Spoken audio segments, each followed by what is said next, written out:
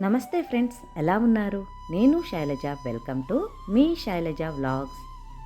ఈరోజు మనము 3 రకాల రొట్టెల్ని ప్రిపేర్ చేసుకుందాము. దీనిలో మొదటిది పెసర రొట్టె. ఈ పెసర రొట్టెలో ఫైబరు, ప్రోటీను చాలా ఎక్కువగా ఉంటాయి.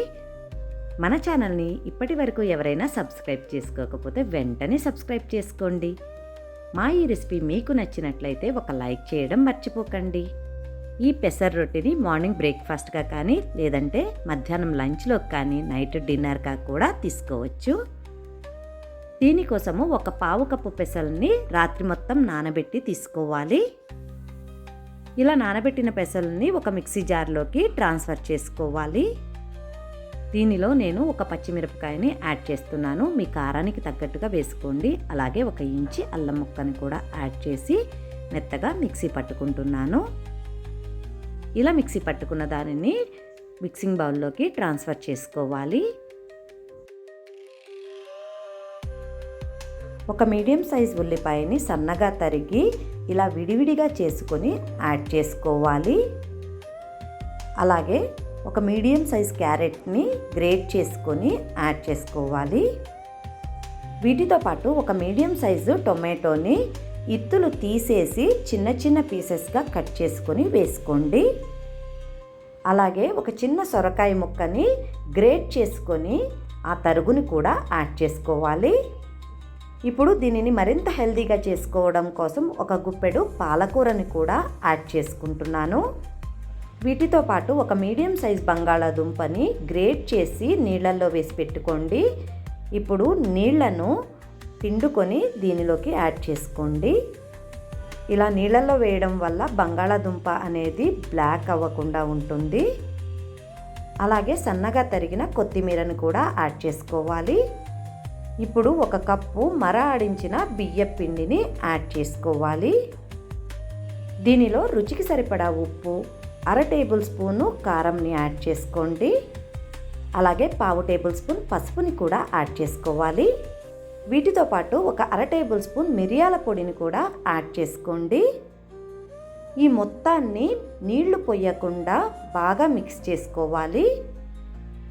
నాకైతే అస్సలు నీళ్లు పొయ్యకుండానే పిండి అనేది మిక్స్ అయిపోయింది. దీనిలో 1 టేబుల్ స్పూను నూనెను కూడా యాడ్ చేసి మిక్స్ చేసుకోండి. ఒకవేళ మీకు పిండిలో నీళ్లు సరిపోకపోతే కొద్దిగా నీళ్లు యాడ్ చేసి మిక్స్ చేసుకోండి. ఇలా మిక్స్ చేసుకున్న దానిని పక్కన ఉంచుకోవాలి. ఒక బటర్ పేపర్ కానీ లేదంటే ప్లాస్టిక్ పేపర్ కానీ తీసుకొని దానికి ఆయిల్ని అప్లై చేసుకోవాలి. ఇప్పుడు మనం ప్రిపేర్ చేసుకున్న పిండిలో నుంచి ఒక పెద్ద ముద్ద తీసుకొని ఇక్కడ చూపిస్తున్నట్లుగా రౌండ్గా రొట్టెని ఒత్తుకోవాలి. ఇది చాలా పల్చగా వస్తుంది. మీకు ఎంత పల్చగా కావాలంటే అంత పల్చగా ఒత్తుకోండి. చుట్టూతా సమానంగా రాకపోతే సైడ్స్ అడ్జస్ట్ చేసుకుంటూ ఒత్తుకోండి. చూడండి ఫైనల్గా ఎంత పల్చగా వచ్చిందో రొట్టె. ఇప్పుడు పొయ్యి మీద ఒక పాన్ పెట్టుకొని కొద్దిగా ఆయిల్ని స్ప్రింకిల్ చేసుకోవాలి. స్టవ్ని సిమ్లో ఉంచుకొని పాన్ వేడైన తరువాత మనం ప్రిపేర్ చేసుకున్న రొట్టెని పాన్ మీద వేసుకోవాలి. ఇలా వేసుకున్న రొట్టెని 1 నిమిషం పాటు కాల్చుకొని కొద్దిగా పైన నూనెని స్ప్రింకిల్ చేసుకోవాలి. తరువాత దీనిని టర్న్ చేసుకుందాము. రెండవ వైపు కూడా 1 నిమిషం పాటు దీనిని కుక్ చేసుకోవాలి. 2 వైపులా బాగా కాల్చుకున్న తరువాత దీనిని సర్వింగ్ ప్లేట్లోకి తీసి సర్వ్ చేసుకోవడమేనండి. మన రెండవ రెసిపీ కొబ్బరి రొట్టె. ఈ కొబ్బరి రొట్టెని మార్నింగ్ బ్రేక్ఫాస్ట్గా కానీ, ఆఫ్టర్నూన్ లంచ్గా కానీ, నైట్ డిన్నర్గా కూడా తీసుకోవచ్చు. ఈ కొబ్బరి రొట్టె మన బాడీకి స్ట్రెంగ్తే కాదు, మన బ్రెయిన్కి షార్ప్నెస్ని కూడా ఇస్తుంది. మన ఛానల్ని సబ్స్క్రైబ్ చేసుకోకపోతే వెంటనే సబ్స్క్రైబ్ చేసుకోండి. మా ఈ రెసిపీ మీకు నచ్చినట్లయితే లైక్ చేయడం మర్చిపోకండి. కొబ్బరి రొట్టెకి ముందుగా 1 చిప్ప పచ్చి కొబ్బరి తీసుకొని దానిని చిన్న చిన్న పీసెస్గా కట్ చేసుకొని మిక్సీ జార్లోకి ట్రాన్స్ఫర్ చేసుకోవాలి. ఇలా ట్రాన్స్ఫర్ చేసుకున్న కొబ్బరి ముక్కల్లో కొద్దిగా నీళ్లు యాడ్ చేసుకొని మెత్తగా పేస్ట్ చేసుకోవాలి. చూడండి మిక్సీ పెట్టిన తర్వాత నాకు ఈ మెత్తని కొబ్బరి పేస్ట్ 1 కప్పు వరకు వచ్చింది. ఒక బాణలు తీసుకొని దానిలో 1 కప్పు వాటర్ని యాడ్ చేసుకోవాలి. దీనిలో రుచికి సరిపడా ఉప్పుని కూడా యాడ్ చేసుకోవాలి. దీనిలో ఒక 2 టేబుల్ స్పూన్ల ఆయిల్ని యాడ్ చేసుకోవాలి. ఇలా ఆయిల్ యాడ్ చేయడం వల్ల మనకు రొట్టె అనేది చాలా సాఫ్ట్గా వస్తుంది. నీళ్లు మరుగుతున్న తర్వాత మనం పేస్ట్ చేసి పెట్టుకున్న కొబ్బరిని ఈ నీళ్ళల్లోకి యాడ్ చేసుకోవాలి. ఇలా యాడ్ చేసుకున్న కొబ్బరిని నీళ్ళల్లో బాగా మిక్స్ అయ్యేటట్లు మిక్స్ చేసుకోవాలి. కొబ్బరి పాలు ఒక పొంగు వచ్చిన తర్వాత ఇక్కడ కనిపిస్తున్నాయి కదండి, ఇలా ఒకసారి పొంగు వచ్చిన తర్వాత 1 కప్పు బియ్యం పిండిని తీసుకొని నిదానంగా పోసుకుంటూ ఉండలు కట్టకుండా కలుపుకోవాలి.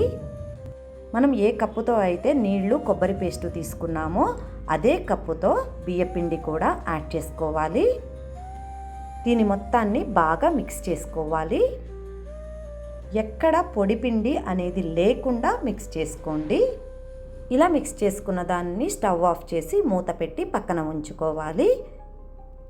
ఇది చల్లారిన తర్వాత వేరొక ప్లేట్లోకి ట్రాన్స్ఫర్ చేసుకోవాలి. ఇలా తీసుకున్న పిండిలో సన్నగా తరిగిన కొత్తిమీరను యాడ్ చేసుకొని ప్రెస్ చేస్తూ దీనిని మిక్స్ చేసుకోవాలి. కన్సిస్టెన్సీ అనేది ముద్దలాగా వచ్చే వరకు మిక్స్ చేసుకోవాలి.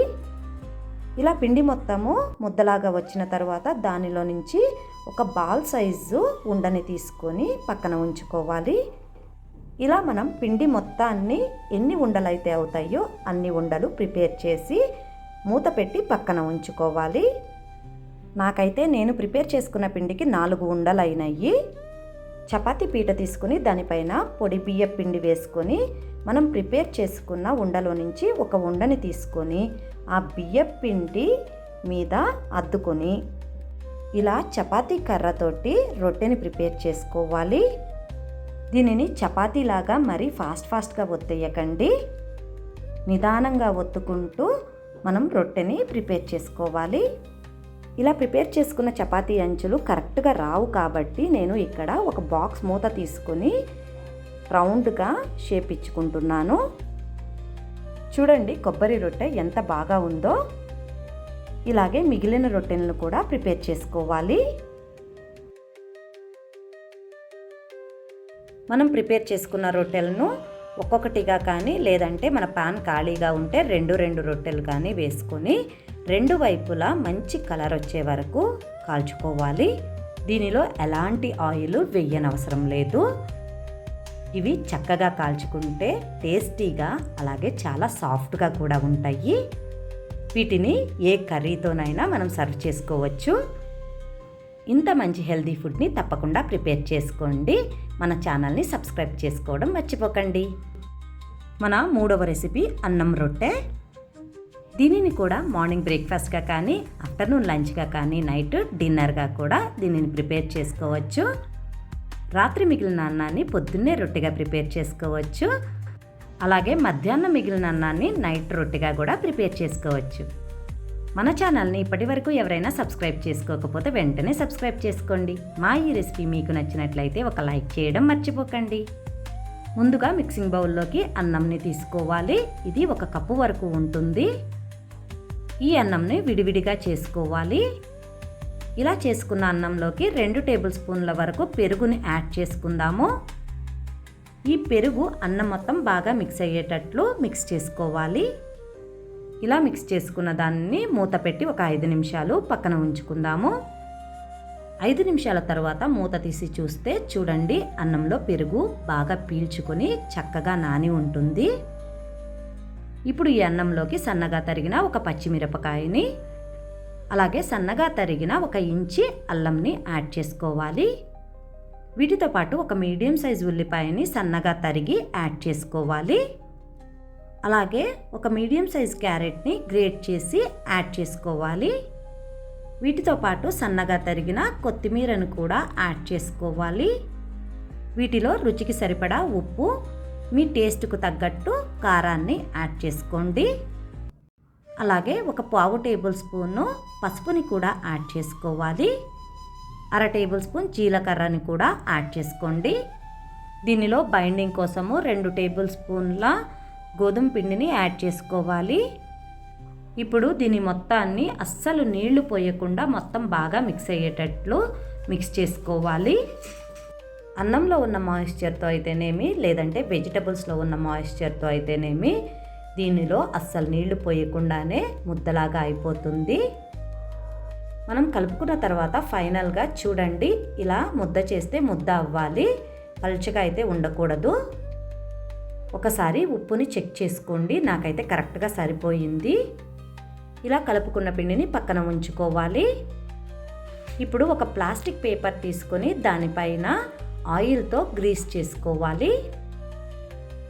మీ దగ్గర బటర్ పేపర్ అవైలబుల్గా ఉంటే బటర్ పేపర్ తీసుకోండి. మనం ప్రిపేర్ చేసుకున్న పిండిలో నుంచి ఒక పెద్ద బాల్ సైజ్ అంత ముద్దని తీసుకుని ఇలా పల్చగా రొట్టెలాగా ఒత్తుకోవాలి. ఇది మరీ గట్టిగా ఉండదు కాబట్టి అంచులు ఈజీగానే అడ్జస్ట్ అయిపోతాయి. అంచులను అడ్జస్ట్ చేసుకుంటూ ఇలా రౌండ్గా ఒత్తుకోండి. ఈ రొట్టె అనేది చాలా పల్చగా వస్తుంది. ఇప్పుడు స్టవ్ మీద పాన్ పెట్టుకొని పాన్ వేడైన తర్వాత కొద్దిగా ఆయిల్ని స్ప్రింకిల్ చేసుకోవాలి. మనం ప్రిపేర్ చేసుకున్న రొట్టెని పాన్ మీద వేసుకొని రెండు వైపులా మంచి కలర్ వచ్చే వరకు కాల్చుకోవాలి. రొట్టెని పాన్ మీద వేసుకున్న తర్వాత రెండో వైపు కూడా కొద్దిగా ఆయిల్ని స్ప్రింకిల్ చేసుకొని 1 నిమిషం పాటు కాలిన తర్వాత దీనిని రెండో వైపుకి టర్న్ చేసుకోవాలి. ఇలా రెండు వైపులా టర్న్ చేసుకుంటూ మంచి కలర్ వచ్చే వరకు దీనిని కాల్చుకోవాలి. ఇలా కాల్చుకున్న దానిని సర్వింగ్ ప్లేట్లోకి తీసుకొని ఏ కర్రీతోనైనా సర్వ్ చేసుకోవచ్చండి. Thanks for watching. Please like, share and subscribe to our channel.